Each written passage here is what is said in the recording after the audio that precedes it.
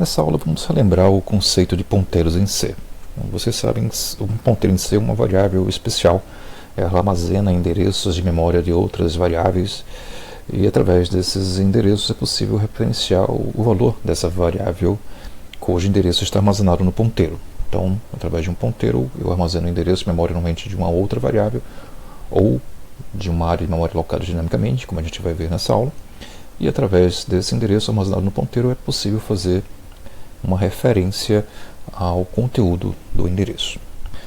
Bom, para obter o endereço de memória de uma variável, a gente usa o operador recomencial. Então, se x é uma variável inteira, se eu quero obter o endereço de memória dessa variável, eu faço recomencial x. Isso representa o endereço de memória da variável x.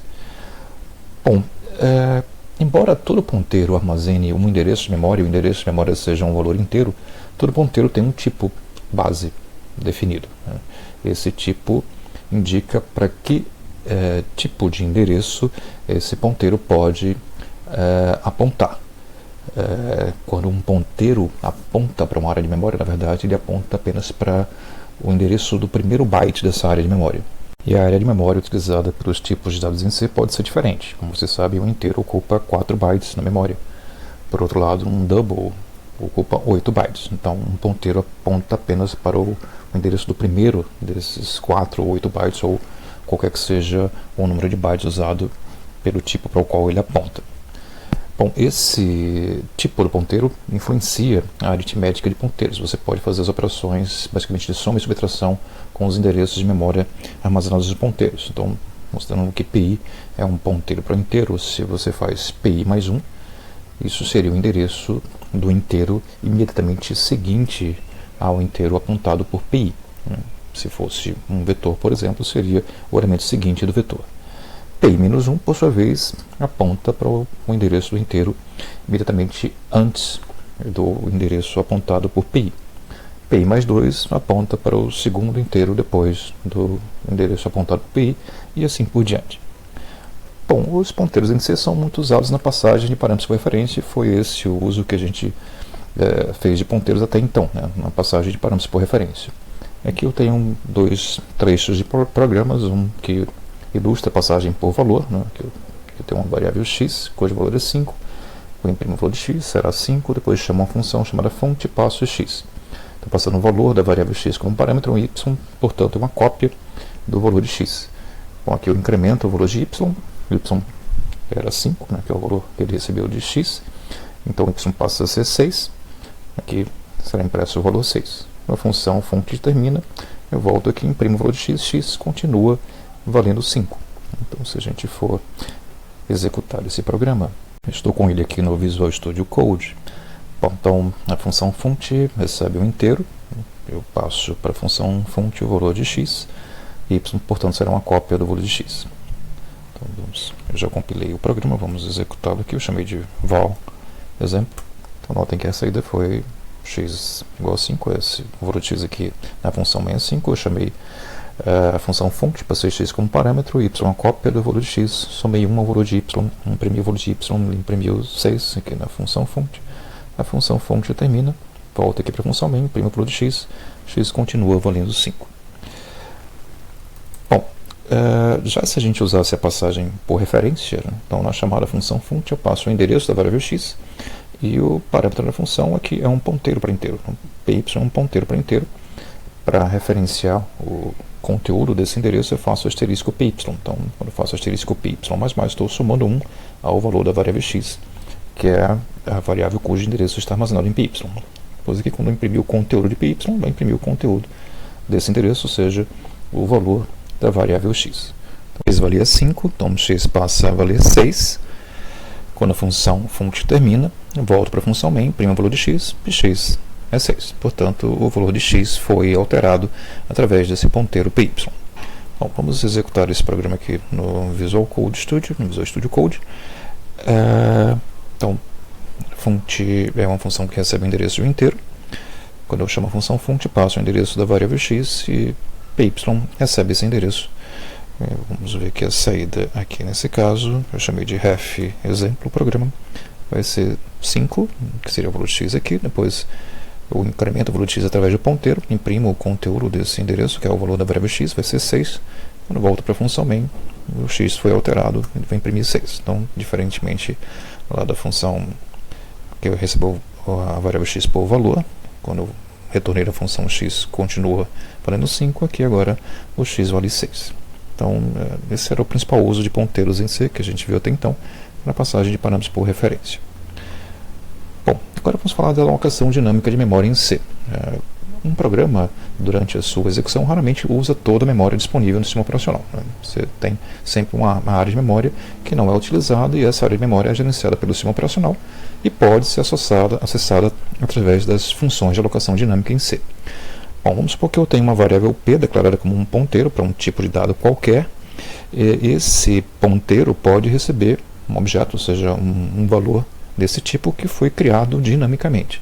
Uma das funções de alocação dinâmica em C é a função malloc, definida no arquivo de cabeçalho stdlib.h. O protótipo da função malloc é esse aqui. A função malloc espera como parâmetro o número de bytes que você quer alocar através da função malloc. Esse tipo size_t é um tipo definido no de io.h, que representa um inteiro sem sinal. Então, a gente normalmente usa o comando sizeof em C para determinar o número de bytes de um tipo ou de uma variável. E a função malloc aloca essa área de memória com esse número de bytes e devolve o endereço do primeiro byte alocado. Notem que o valor de retorno da função malloc é um ponteiro do tipo void, ou seja, a função pode devolver o endereço de qualquer tipo de dado alocado. Então, é um ponteiro genérico. Void é um ponteiro genérico. Bom, aqui eu tenho um exemplo de um programa que aloca a memória dinamicamente usando a função malloc. Esse programa tem três variáveis, p, q e x, onde p e q são dois ponteiros para inteiros, e x é uma variável inteira. Estou colocando aqui a representação gráfica dessas variáveis. Então, p e q são ponteiros, vou representar assim elas por esses quadrados azuis, e x é uma variável inteira normal, vou representar por esse quadrado amarelo. Bom, quando essa função malloc aqui é executada, a função malloc ela devolve o endereço do primeiro byte alocado ou nulo, caso haja um erro de alocação. Notem que aqui, como parâmetro da função malloc, eu usei o comando sizeof para devolver o número de bytes de um inteiro, que nesse caso é 4. Se a função malloc devolver nulo, então P vai receber nulo e esse if aqui será verdadeiro. Normalmente a gente testa se a função malloc foi bem sucedida ou não, um if desse tipo. Você poderia fazer essa instrução antes do if e depois testar se P é igual a nulo. Eu costumo fazer o teste do nulo na mesma instrução de alocação de memória, mas fica aí ao cargo de vocês definirem como fazer isso. Bom, então quando eu faço essa instrução, uma área de memória é alocada e P passa a apontar para essa área de memória. Essa área de memória, por enquanto, não tem nenhum valor. Bom, depois eu faço conteúdo de P recebe o valor 3. Então, P aponta para essa área de memória. Essa área de memória passou a armazenar o valor 3, que é um valor inteiro. Bom, depois eu fiz P, Q é igual a P. Então, atribuí aqui o endereço armazenado em P. Então, Q também passou a apontar para essa mesma área de memória. Então, tenho dois ponteiros apontando para a mesma área de memória. Isso é possível. Um ponteiro pode apontar para qualquer área de memória e, eventualmente, eu posso ter mais de um ponteiro apontando para a mesma área de memória. Bom, quando eu fizer esse printf, estou imprimindo o conteúdo de P e o conteúdo de Q. Os dois apontam para a mesma área de memória, então ele irá imprimir aqui 3 e 3. Bom, depois eu faço x igual a 7, então atribui 7 a essa variável x. X é uma referência direta ao valor dessa variável, então x armazena o valor 7, não um endereço como as variáveis p e q. Depois eu atribuo ao conteúdo de Q, ou seja, ao conteúdo do endereço armazenado em Q, o valor de x. Bom, Q aponta para essa área de memória, então essa área de memória aqui vai passar a armazenar o valor 7, que é o valor da variável x. Bom, P também está apontando para essa área de memória, então eu vou fazer esse printf do conteúdo de P e o conteúdo de Q, vai imprimir o valor 7, os dois ponteiros continuam apontando para a mesma área de memória.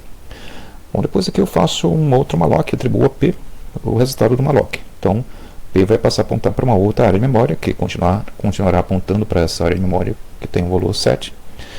E eu faço o conteúdo de P é igual a 5, então atribui 5 a essa área de memória.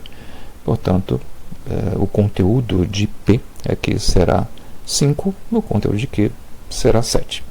Executando esse programa, a gente vai ter aquela saída. Eu chamei esse programa de malloc exemplo. Então, 3 e 3, que seriam os valores de conteúdo de P e conteúdo de Q aqui. Depois 7 e 7, eu fiz x igual a 7, que recebeu o valor de x. Então, P e Q apontam para o mesmo valor.